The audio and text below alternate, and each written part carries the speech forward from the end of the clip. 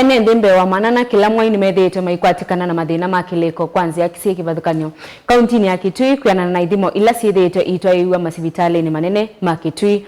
Uombolo ni Daktari Kwisila makau wa maundu ma Kiliko Kauntini ya Kitui kavindani kala methiwa na muthenya wa kusomethia Enenthi gukwania uwau wa Kiliko ila yataiiwe Masivitalini Manene wa Kitui rifaro vala Enenthi Kauntini ya Kitui mendeka kwiyumilia kuthimwa mathina ma Kiliko na ala me Kuwetwa methiitwe na muisyo munene. Onesmus Chalo ena mavombe yange.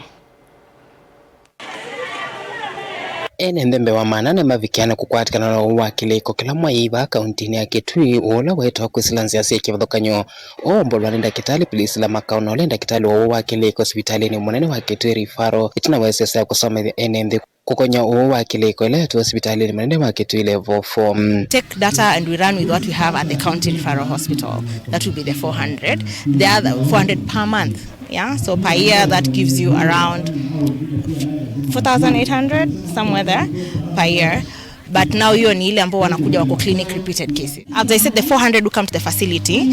So they are the ones who come. When you come, you get madawa depending on what condition you have.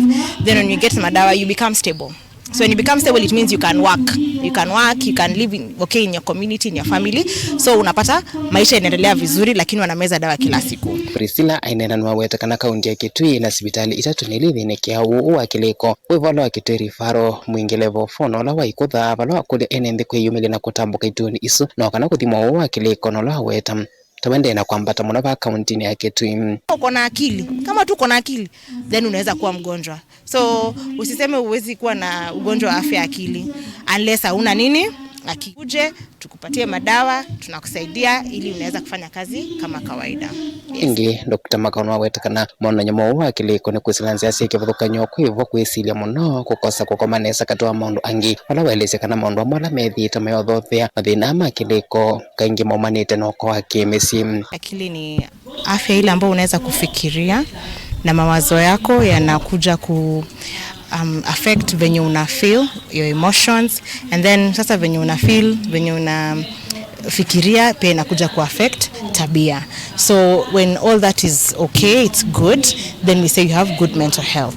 Lakini kama uko na shida ya afya ya akili inamaanisha mafikira yako yanasumbuliwa, kwa hivyo utakuwa your emotions are different, una feel vibaya, alafu sasa unakuwa na tabia ambazo hazikubaliki katika community. Na hapo ndio tunasema uko na mental illness ama afya yako ya akili imedhoofika.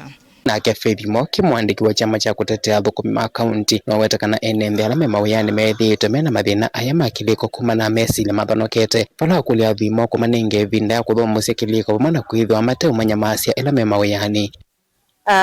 Athukumi mawithio lokala moto kuma methia mema na muno nela muthe wasu methia mathukana machafuka ni affect ya muthukumi muno wiyani ethia boss ndakwelewa andu ala me wungu wake no tonya kumavinya no kethia uthukumi wondo na thia we musyo nela thuma ila mundu athia affected wiyani na Kiliko chake thia kite sawa kuma ayuma wiyani akua maundu aso ina mumusi iya akwa affect andu ange kwesa kwethia yu neto wa mukwatanya kwetha no kwatanya andu ala ndu we affected ko kila tokolia ni no netumanie kindu kino cha wima wa Kiliko twende na kukisambasa muno kwa thukumi kwa andu ala angi no ni kindu kwa affect on society. Report ya Mlingwa Mavo Mutongo TV Onesmus Chalo.